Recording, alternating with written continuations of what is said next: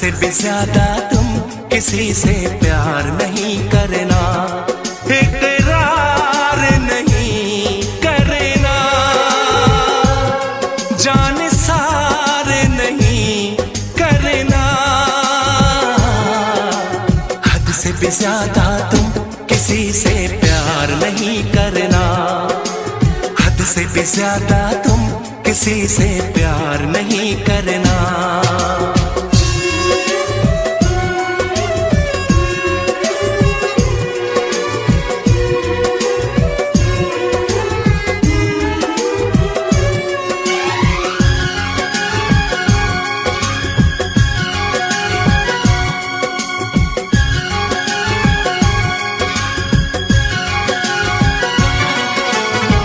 मंजिलें बिछड़ गई, रास्ते भी खो गए, आए फिर न लौट के जो दीवाने हो गए। चाहतों की बेबसी, दूरियों के गम मिले, बेकरारियां मिली, चैन यार कम मिले।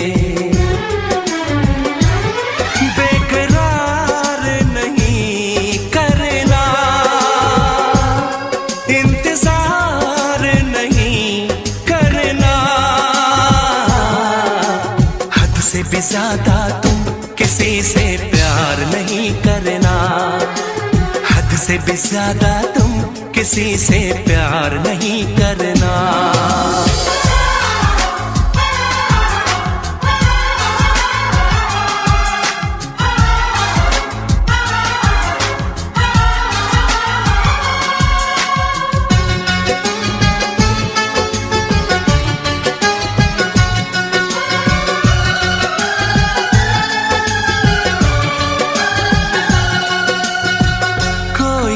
वफा करे, कोई तो जफा करे, किसको है पता यहाँ कौन क्या खता करे। ऐसा ना हो इश्क में कोई दिल को तोड़ दे, बीच राह में सनम तेरा साथ छोड़ दे। इज़हार नहीं करना, इंतजार नहीं करना, हद से भी ज्यादा तुम किसी से प्यार नहीं करना, हद से भी ज्यादा तुम किसी से प्यार नहीं करना। एतबार नहीं करना, इंतजार नहीं करना, हद से भी ज्यादा तुम किसी से प्यार नहीं करना, हद से भी ज्यादा तुम किसी से प्यार नहीं करना।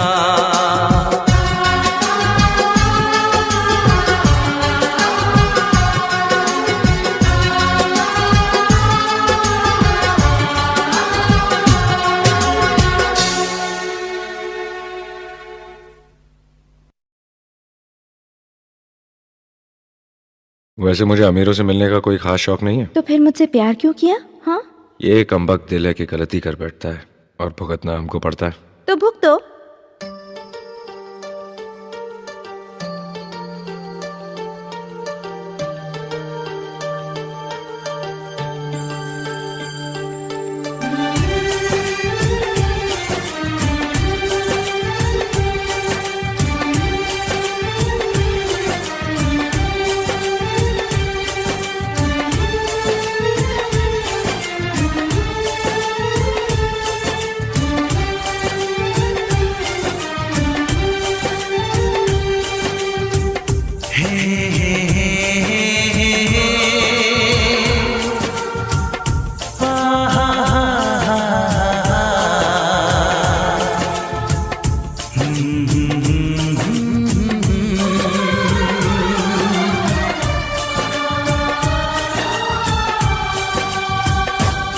कभी मुझको हंसाए, कभी मुझको रुलाए, मुझे कितना सताती है।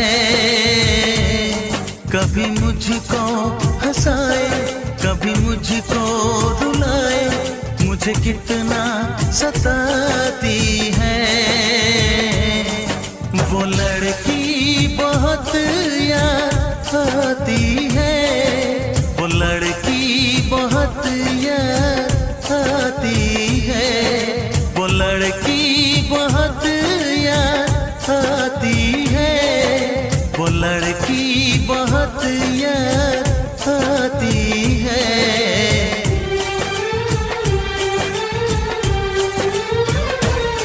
मेरे सपनों में आए, मेरे दिल को चुराए, मुझे कितना सताता है। वो लड़का बहुत याद आता है, वो लड़का बहुत याद आता है, वो लड़का बहुत याद आता है, वो लड़का बहुत याद आता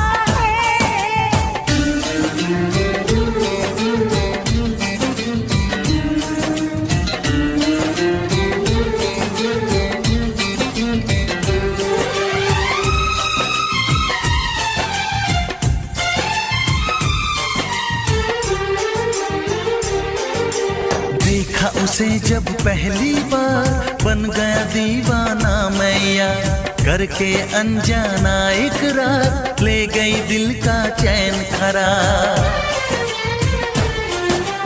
देखा उसे जब पहली बार, बन गया दीवाना मैया, करके अनजाना इकरार, ले गई दिल का चैन करार।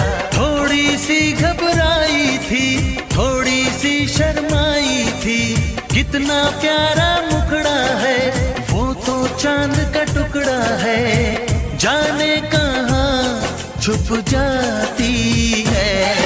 वो लड़की बहुत याद आती है, वो लड़की बहुत याद आती है, वो लड़की बहुत याद आती है, वो लड़की बहुत याद आती है।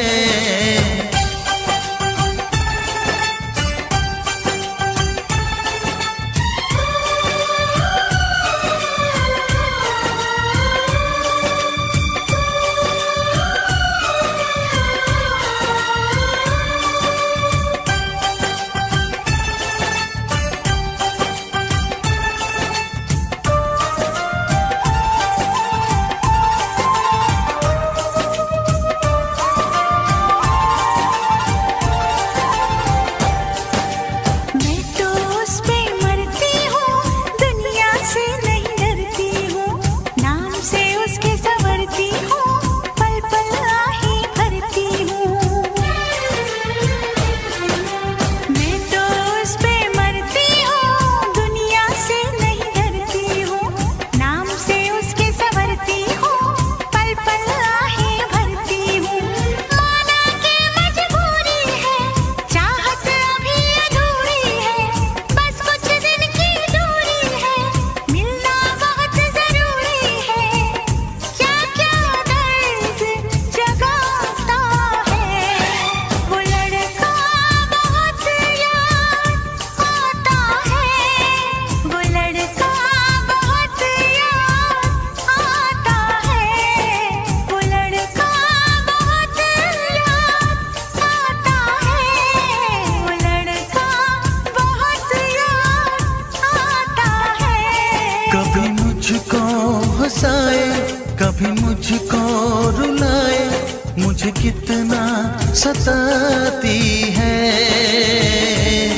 मेरे सपनों में आए, मेरे दिल को चुराए, मुझे कितना सताता है। वो लड़का बहुत याद आता है, वो लड़का बहुत याद आता है, वो लड़की बहुत याद आती है, वो लड़की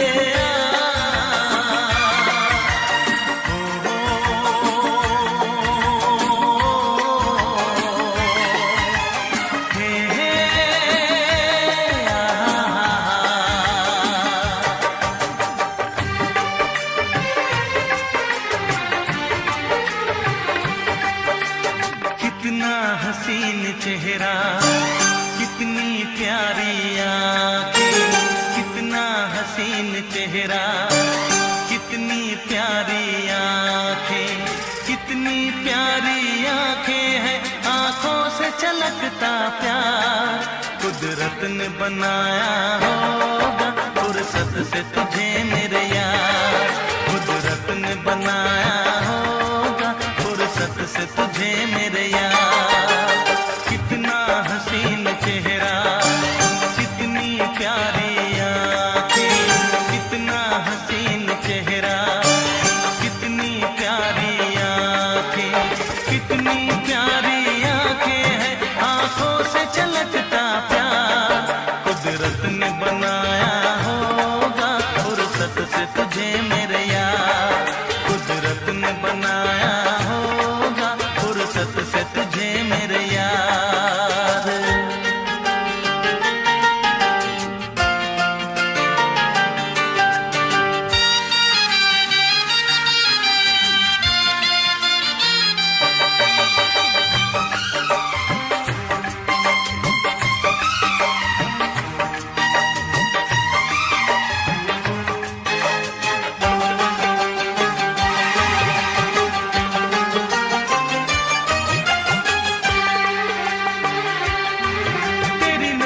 झुके तो शाम ढले, जो उठे नजर तो सुबह चले, तेरी नजर झुके तो शाम ढले, जो उठे नजर तो सुबह चले, तू हंसे तो कलियां खिल जाए, तुझे देख के हूर भी शर्माए, तेरी बिखरी बिखरी जुल्फें, तेरी महकी महकी सांसें, तेरी कोयल जैसी बोली, तेरी मीठी मीठी बातें, जी चाहे मेरा मैं यूं ही तेरा करता रहूं दीदार, कुदरत ने बनाया होगा फुर्सत से तुझे मेरे यार, कुदरत ने बनाया होगा फुर्सत से तुझे मेरे यार। कितना हसीन चेहरा, कितनी प्यारी आंखें,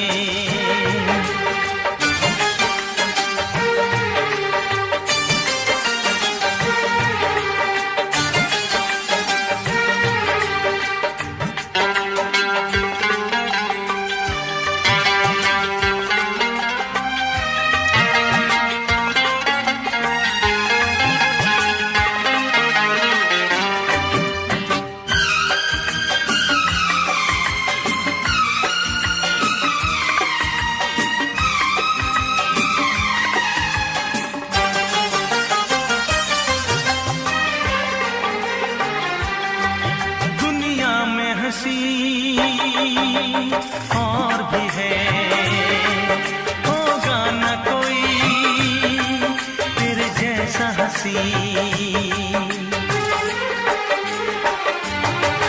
दुनिया में हंसी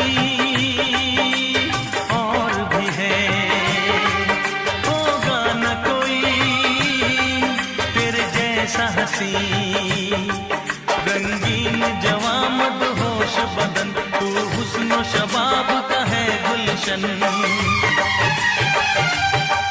तेरे अंग से खुशबू बरसे, परियों सी सुंदर काया, जो कुछ सोचा था मैंने वो सब कुछ तुझ में पाया, तेरी एक अदा पे मैं सदके जाऊं 100 बार, कुदरत ने बनाया होगा फुर्सत से तुझे मेरे यार, कुदरत ने बनाया होगा फुर्सत से तुझे मेरे यार। कितना हसीन चेहरा, कितनी प्यारी आंखें, कितनी प्यारी आंखें हैं, आंखों से छलकता प्यार कुदरत ने बनाया होगा फुर्सत से तुझे मेरे यार, कुदरत ने बनाया होगा फुर्सत से तुझे मेरे यार।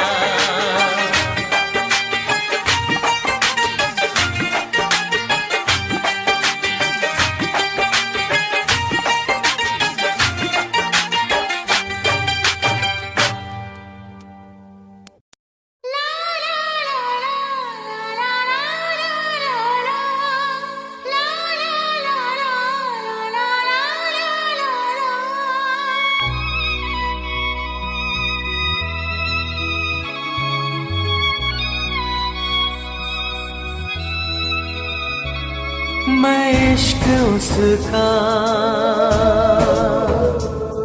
वो आशिकी है मेरी, मैं इश्क उसका वो आशिकी है मेरी, वो लड़की नहीं जिंदगी है मेरी, वो लड़की नहीं जिंदगी है मेरी।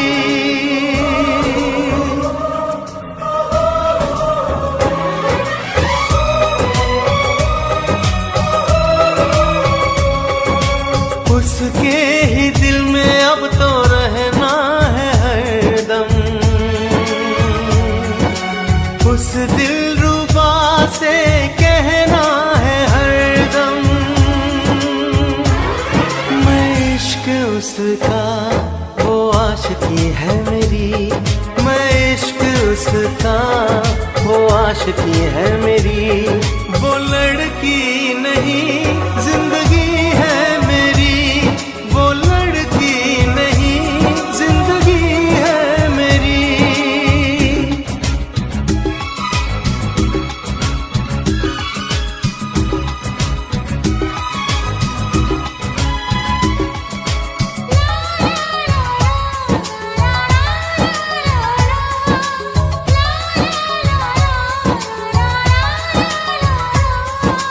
खुशबू जैसी आए जाए, कितना दिल को वो तड़पाए, मेरी सांसें मेरी धड़कन वो है मेरा दीवानापन, बेताबियों में है वो राहत का मौसम, उसके लिए ही मेरी चाहत का मौसम, मैं होश उसका वो बेखुदी है मेरी, मैं इश्क उसका वो आशिकी है मेरी, वो लड़की नहीं जिंदगी है मेरी।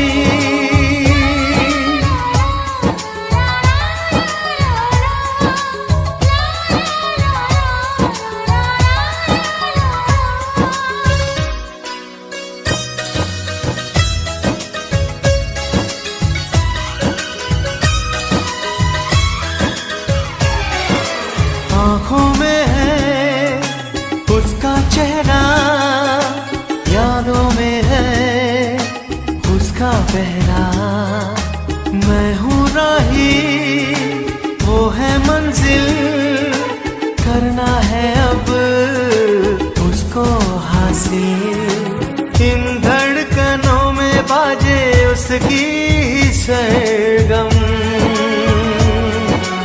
वो मेरी जाना है वो मेरी जानम, मैं चैन उसका वो तश्नगी है मेरी, मैं इश्क उसका वो आशिकी है मेरी, वो लड़की नहीं जिंदगी है मेरी, वो लड़की नहीं जिंदगी है मेरी।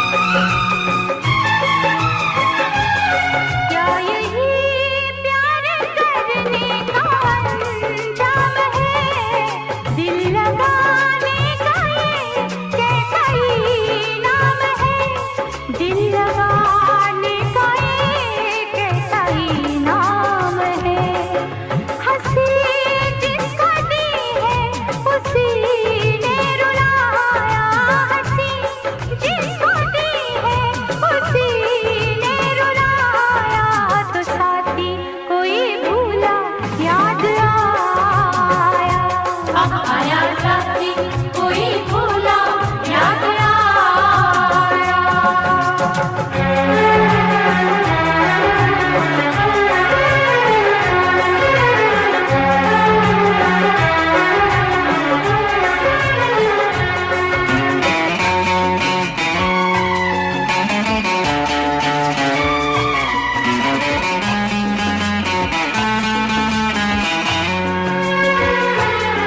इस तरह रस्म उल्फत अदा कीजिए, दिल किसी का न टूटे दुआ कीजिए, दिल किसी का न टूटे दुआ कीजिए।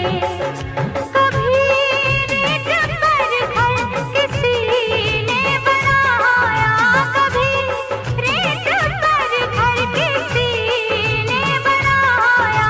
तो साथी कोई भूला याद आया, आया साथी कोई भूला याद आया।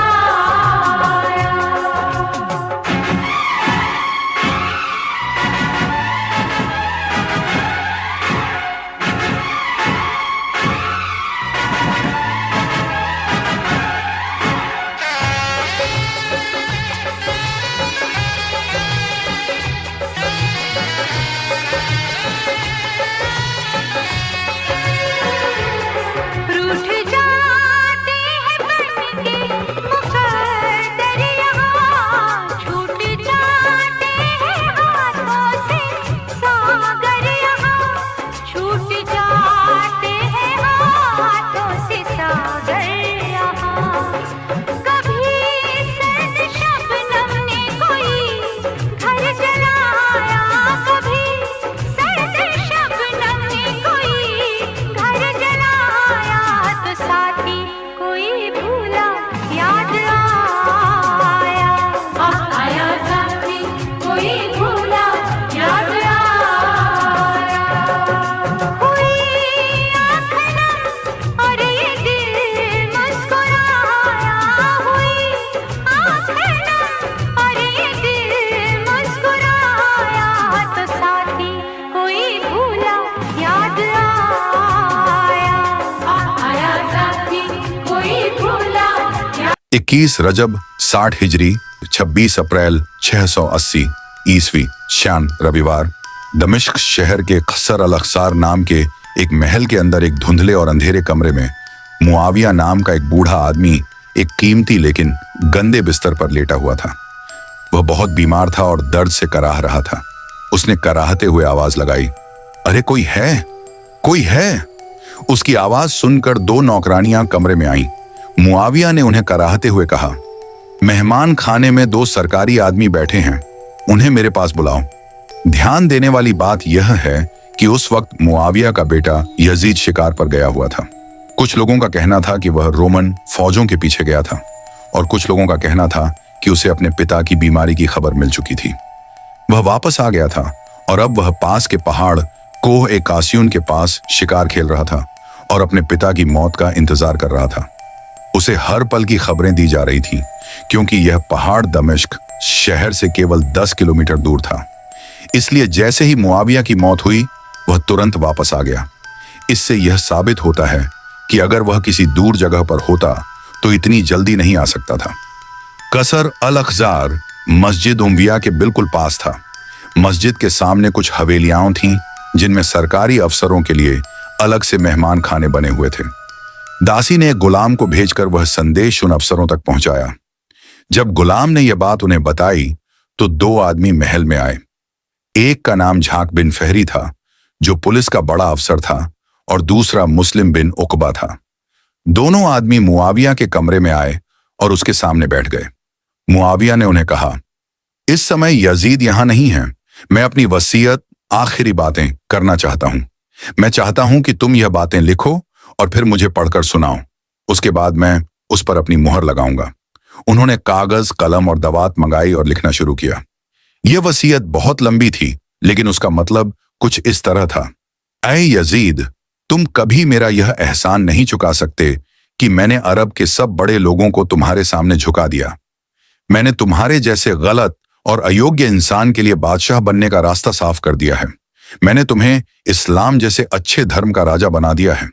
मैंने अपनी चालों और सोच की वजह से कभी किसी को बगावत करने नहीं दी। अब जब मैं मरने वाला हूं तो मैं तुम्हें कुछ सलाहें दे रहा हूं। सबसे जरूरी बात यह है कि मेरे बाद इन 5 लोगों से कभी भी बेफिक्र मत होना। मुझे पूरा यकीन है कि जब भी कोई तुम्हारा विरोध करेगा तो इन्हीं 5 लोगों की वजह से करेगा। मैं अब तुम्हें उनकी कमजोरियों के बारे में बताता हूं। 1. अब्दुल्लाह इब्न उमर, खलीफा उमर का बेटा। यह आदमी अपने बाप की वजह से खलीफा बनने की चाह रख सकता है, लेकिन इसकी 3 कमजोरियां हैं। इसकी पहली कमजोरी है इसका भाई आसिम इब्न उमर। मैंने तुम्हारी शादी आसिम की बेटी उम्मे मिस्कीन से करा दी है। उम्मीद है कि अब आसिम तुम्हारा विरोध नहीं करेगा। दूसरी कमजोरी है पैसा। जब तुम हुकूमत संभालो तो उसका मासिक खर्च, वजीफा बढ़ा देना और समय समय पर और भी ज्यादा देना। जब तक वह पैसा लेता रहेगा वह तुम्हारा साथ देगा। तीसरी कमजोरी है नेतृत्व। अगर उससे कोई काम कराओ तो वह चाहे मौत का रास्ता भी हो वह खुशी से करेगा। और हां, उसे हमेशा इज्जत और नम्रता से मिलना, तब वह कभी तुम्हारा विरोध नहीं करेगा। 2. अब्दुर्रहमान इब्न अब्बू बक्र, खलीफा अब्बू बक्र का बेटा। यह भी अपने बाप की वजह से कुछ कर सकता है, लेकिन इमाम हुसैन अलैहिस्सलाम के होते हुए वह कभी भी खलीफा बनने की कोशिश नहीं करेगा। उसकी बेटियां बनी हाशिम में शादी कर चुकी हैं, मगर फिर भी इससे सावधान रहना, क्योंकि इसकी ताकत है इसका किंदी कबीला। अगर तुम मोहम्मद बिन अशद कैस, उसके भाई याहिया कैस वगैरह को अपने साथ कर लो, क्योंकि वे इसके रिश्तेदार हैं, तो यह अब्दुर्रहमान बेकार हो जाएगा। 3. सईद इब्न उस्मान, खलीफा उस्मान का बेटा। यह अंदर ही अंदर खलीफा बनने का सपना जरूर देखेगा, लेकिन क्योंकि यह तुम्हारे अपने ही कबीले से है, शायद ही तुम्हारा विरोध करे।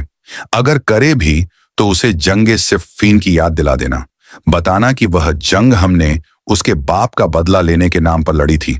इसका सबसे बड़ा तोड़ है मरवान, जो इसका बहनोई है, उसे भी समय समय पर कुछ न कुछ देना। 4. अब्दुल्लाह इब्न सुबैर। इससे कभी भी बेफिक्र मत होना। यह लोमड़ी से ज्यादा चालाक है, चीते से तेज, भेड़िए से ज्यादा खतरनाक, ऊंट से ज्यादा जिद्दी और आग से ज्यादा जलने वाला है। यह बहुत तेज बोलने वाला है। सिर्फ इसकी बातों और वादों पर भरोसा मत करना। अगर मौका मिले तो पहले ही इसका काम तमाम कर देना। जब तक यह जिंदा रहेगा तुम्हारा विरोध करता रहेगा। यह अगर एक बार हार गया तो दूसरी बार और बड़ी फौज लेकर आएगा। हारते हुए भी यह हार मानेगा नहीं, बार बार अलग तरीकों से तुमसे लड़ेगा, इसलिए इसे हर हाल में खत्म कर देना। 5. हजरत इमाम हुसैन अलैहिस्सलाम, रसूल अल्लाह के बेटे। इनके बारे में कोई गलत फहमी मत पालना। इनकी कोई कमजोरी नहीं है। अगर तुम तलवार दिखाओगे तो यह खैबर और ओहद के हीरो बनकर सामने आएंगे। अगर तुम इन्हें पैसा दोगे तो यह उस पैसे को ठोकर मार देंगे।